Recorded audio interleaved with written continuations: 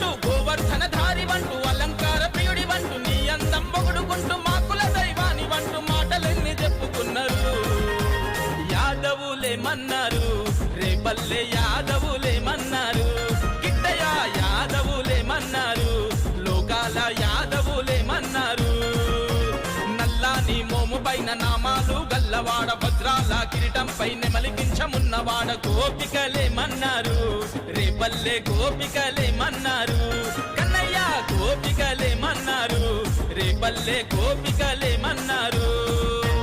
మన్ను తిన్ననాడు నిన్ను చిన్ని కృష్ణుడన్నారు, వెన్నె దొంగలించినప్పుడు కొంటె కృష్ణుడన్నారు, లీలకొక్క